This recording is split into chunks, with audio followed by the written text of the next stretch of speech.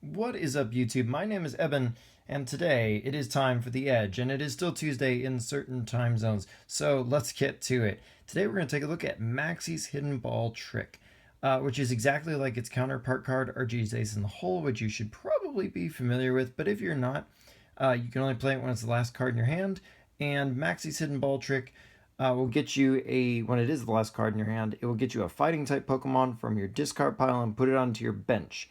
Regardless of whether it is an evolution or a basic or whatever, I'll just grab that fighting type and put it onto your bench, and then on top of that, it will draw you 5 cards. We've already seen things that Archie's Ace in the Hole can do with things like deluging Blastoise and whatnot.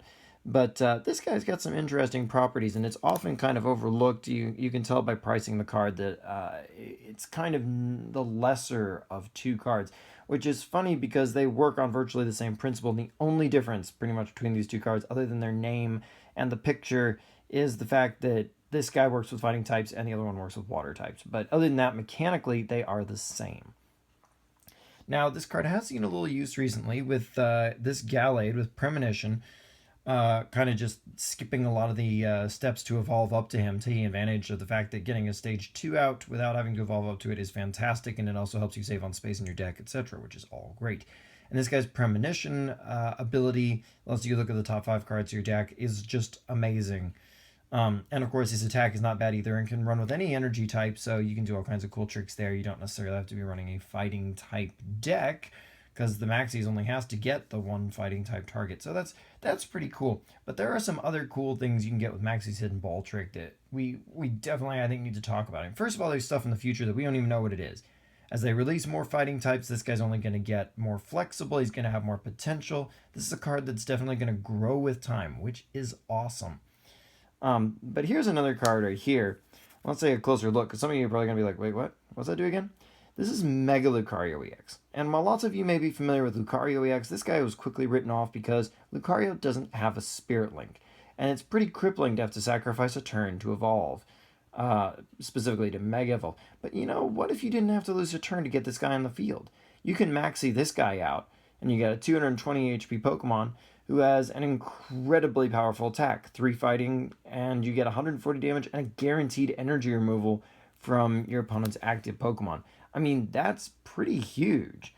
I mean, let's be honest, that's an amazing attack.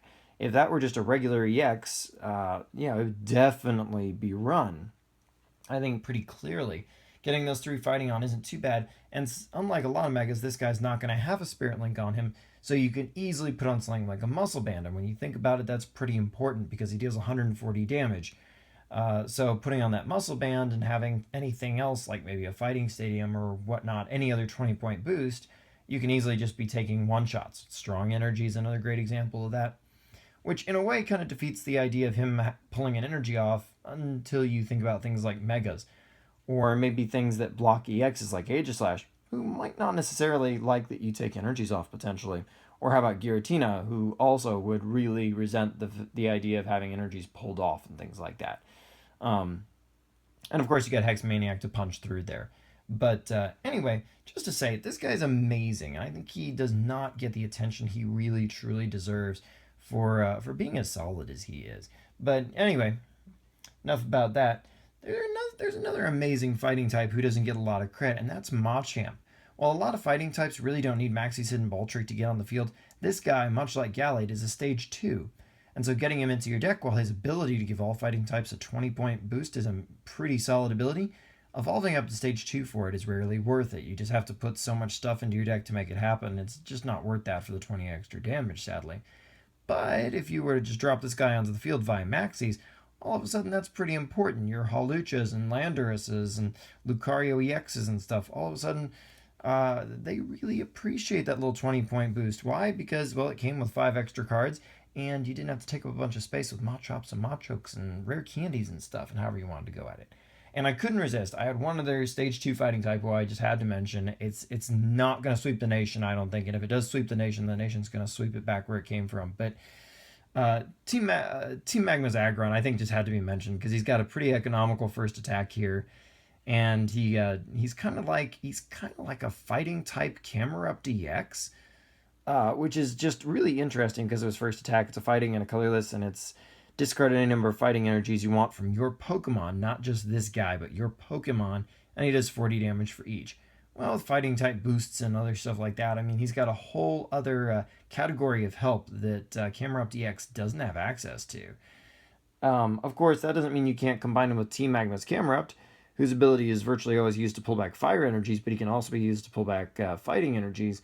And you can also use Team Magma's energy on your Team Magma Aggron to power off his Rock Stomp.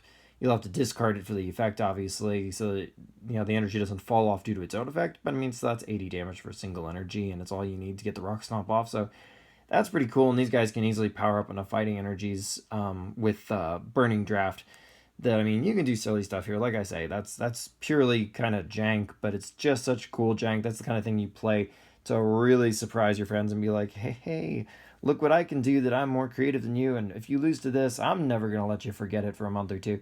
So, yeah, that's fun, that's cool, that's worth mentioning, because these are cards a lot of people I think a lot of people probably have heard of this guy, but they have no idea what that guy does, and Maxie's is just a stylish way to play it, let's be honest.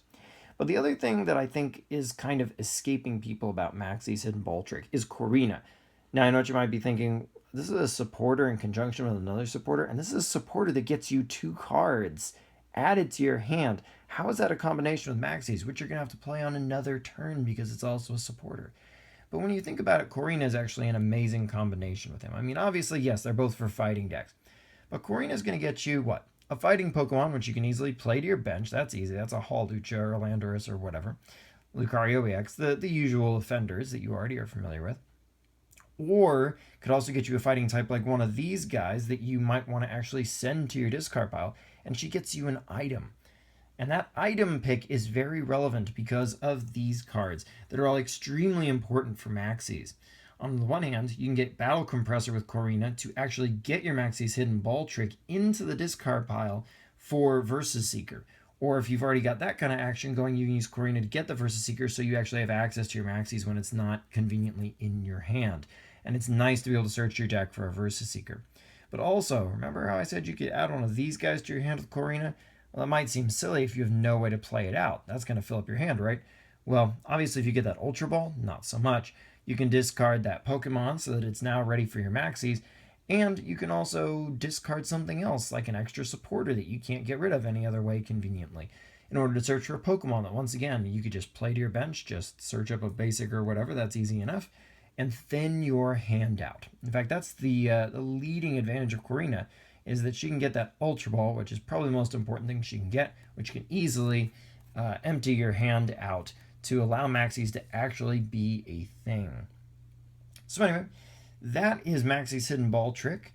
A very underrated card that could easily be a sleeper, and it would only take one really good card, one good fighting type that pairs well with this, to really make it quite a meta thing that you would see a lot more of. So it's definitely something to keep in mind, keep it in your back pocket. It's an inexpensive card right now, not a bad thing to trade for from your friends while it's cheap.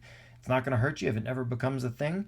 And if it does become a thing, man, when that thing jumps in price, won't you have made a little something? So anyway, until next time, like, comment, subscribe, follow me on Twitter, link is below, and I will see you next time.